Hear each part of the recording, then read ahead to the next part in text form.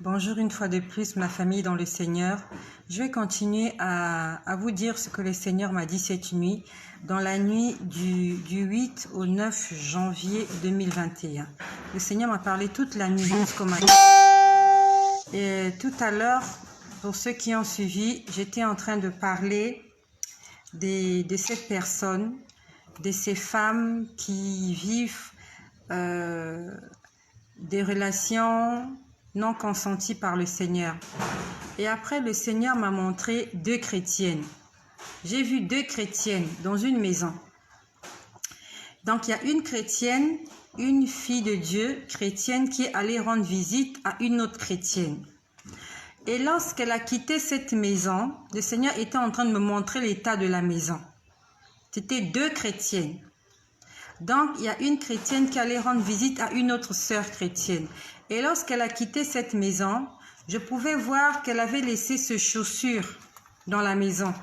Ses chaussures étaient restées dans la maison de l'autre sœur chrétienne. Et elle avait laissé son téléphone sur la télévision. Lorsque le Seigneur m'a montré cela, il m'a expliqué ce que cela signifie. Donc, la sœur chrétienne est allée chez une autre sœur chrétienne. Et il s'est passé quelque chose là-bas. Et au sortir de là, la sœur a laissé ses chaussures. Ce n'était pas ses chaussures charnelles ni physiques, c'était ses chaussures spirituelles. Et elle avait laissé ses chaussures spirituelles à côté des chaussures de l'autre sœur chrétienne. Donc, les deux sœurs chrétiennes s'étaient déchaussées spirituellement. Elles n'étaient plus chaussées. Elles avaient laissé leurs chaussures dans la maison de l'autre sœur chrétienne. Et l'une des sœurs avait laissé son téléphone portable. Lorsque le Seigneur m'a montré cela, il m'a dit que les deux sœurs étaient en train de faire quelque chose qui ne plaisait pas à Dieu. Et suite à cela, elles ont enlevé leurs chaussures spirituelles. Les chaussures spirituelles, c'est le zèle de l'évangile. Comme il est écrit dans Éphésiens au chapitre 6 au verset 11.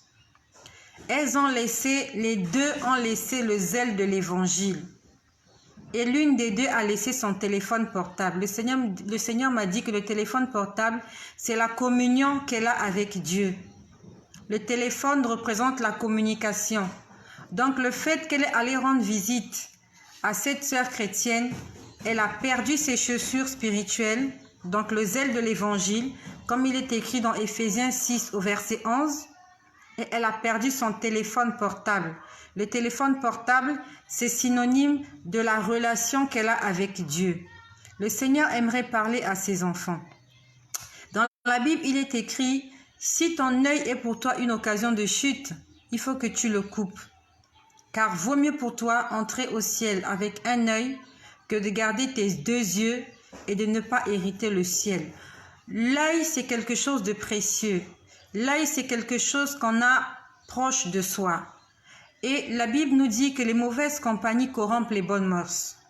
Toi qui es un enfant de Dieu, si tu sais que ton entourage est pour toi une occasion de chute, il faut que tu puisses couper avec ces relations-là. Même si ce sont des enfants de Dieu, même si ce sont des chrétiens, si tu es dans un milieu chrétien, là où il y a des critiques, là où il y a des murmures, là où il y a des jugements, là où il y a de la convoitise, là où il y a des péchés, il faut que tu puisses couper avec ces relations-là, même si ce sont des relations chrétiennes.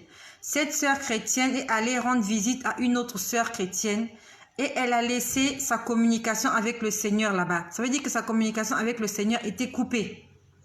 Et son zèle pour l'évangile a été coupé. Je ne sais pas exactement ce qu'elle allait faire chez cette sœur, mais il s'est passé quelque chose qui a attristé le Saint-Esprit.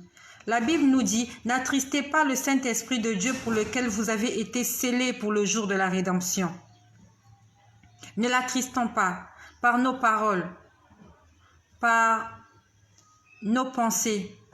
La Bible dit dans le livre de Proverbes, au chapitre 4, « Garde ton cœur plus que toute autre chose ». La Bible nous dit qu'il faut garder notre cœur, quelles que soient les circonstances.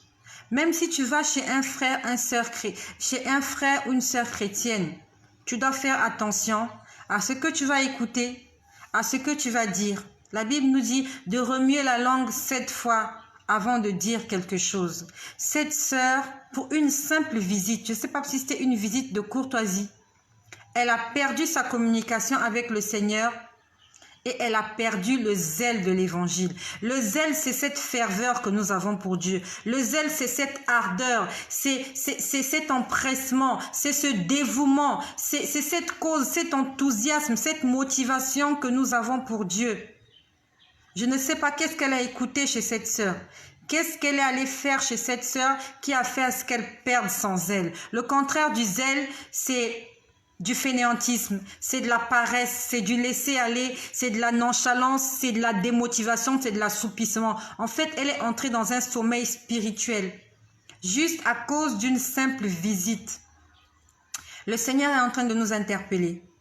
Que dans la maison de l'Éternel, il n'y a pas que des brebis. Il est écrit dans la Bible que dans la maison, il y a des brebis, il y a des boucs. Il y a des gens qui sont là à l'église pour faire tomber les autres dans le péché. Nous devons faire attention. Dans l'église, il y a des serpents. La dernière fois, je vous ai dit comment il y a une sœur de l'église qui la nuit est venue m'étrangler. C'est une sœur de l'église, mais elle est sorcière. Elle est venue la nuit et elle était en train de m'étrangler. Et je n'ai pas senti le mal, mais le Seigneur a transformé cela en chatouillement. Je sentais comme si elle me chatouillait, mais elle était vraiment en train de m'étrangler spirituellement. Elle n'est jamais venue chez moi. Je ne connais pas là où elle vit. Et je ne lui ai rien fait de mauvais.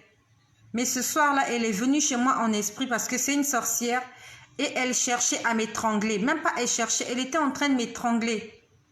Et le Seigneur a transformé ça en chatouillement. Et suite à cela, j'ai souffert d'une toux pendant des mois. Et j'ai suivi 3 traitements différents. Cette toux ne partait pas parce que ce n'était pas une toux normale. C'était une toux spirituelle. C'était une attaque. Et il fallait une prière. C'est suite à la prière de mon pasteur que cette toux-là m'a quitté. Le Seigneur aimerait t'interpeller. Quelles sont les relations que tu as? Et quand tu es avec ces relations, quelles sont vos priorités? De quoi parlez-vous exactement? Lorsque tu es avec des frères, des sœurs en Christ, de quoi parlez-vous? Est-ce que vous parlez de l'évangile? Est-ce que vous partagez des choses édifiantes ou alors vous critiquez, vous murmurez, vous faites le Congo-ça, vous faites le songi-songi?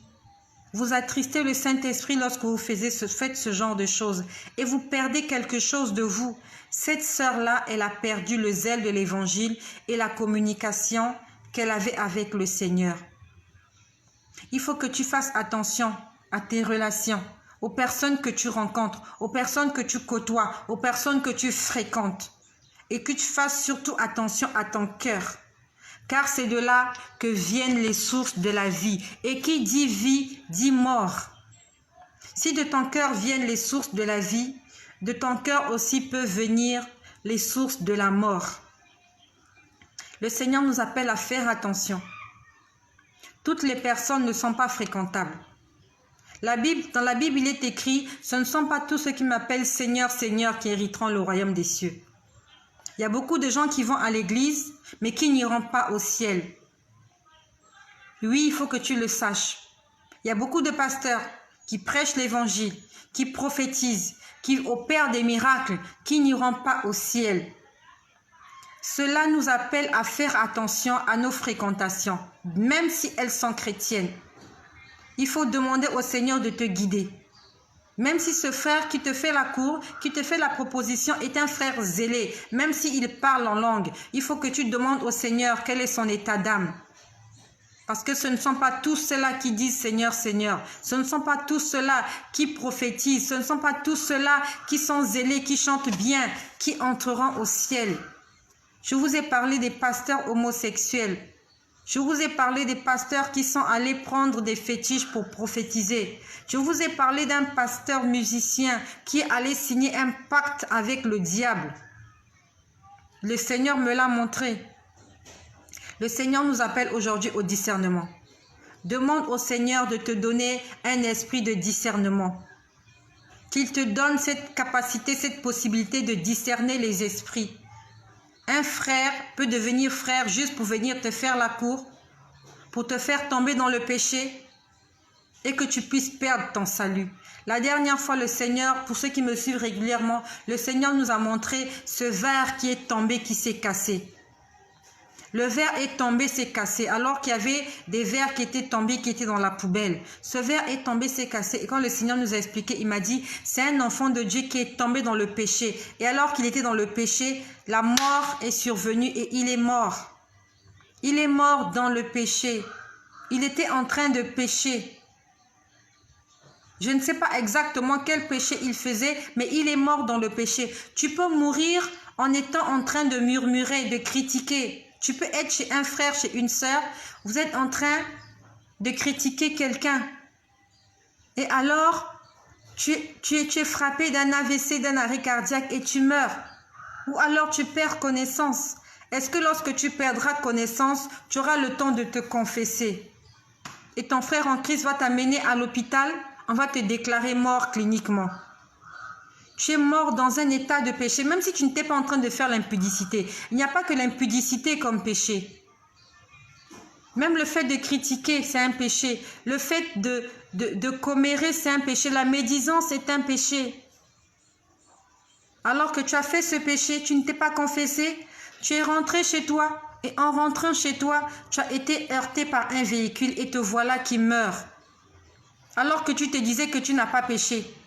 Et les gens à l'église vont s'imaginer que comme c'était une sœur de la chorale, c'était une chantre, c'était une ceci, elle est allée au ciel. Non. Est-ce qu'elle a eu le temps de se confesser? Le Seigneur nous demande de faire attention à nos fréquentations. Cette sœur a perdu son zèle de l'évangile et elle a perdu sa communication avec le Seigneur parce qu'elle est allée rendre visite à une autre sœur. Et l'autre sœur aussi, chez qui elle allait commérer là, je ne sais pas qu'est-ce qu'elles ont fait ensemble. Je ne sais pas qu'est-ce qu'ils ont regardé puisque j'ai vu le téléphone portable sur la télé. Je ne sais pas qu'est-ce qu'ils ont vu. Est-ce qu'elles ont suivi un film érotique? Est-ce qu'elles ont suivi? Je ne sais pas ce qu'elles ont fait. Mais elles ont fait quelque chose qui a attristé le Saint-Esprit et elles ont perdu quelque chose de cher. Une arme spirituelle. Éphésiens 6 nous dit, revêtez-vous de toutes les armes spirituelles. Toutes les armes, il y en a beaucoup. Il a dit, revêtez-vous de toutes les armes spirituelles afin de tenir ferme devant toutes les ruses du diable. On a besoin de toutes les armes. Les chaussures qu'elle a perdues là, elle en a besoin pour tenir ferme devant les ruses du diable. Le Seigneur est en train de nous parler. Bonjour ma sœur Elena, que Dieu me préserve de toutes mes personnes et me donne le discernement. Oui. Il y a des personnes qui ne sont pas fréquentables, même dans l'église. Faisons attention, le Seigneur est en train de nous parler. Soyez richement bénis chez vous et que ces partages puissent nous édifier. Au nom puissant de Jésus, que nous devenons des meilleures créatures, de nouvelles créatures pour la gloire du Seigneur et que nous puissions porter du fruit.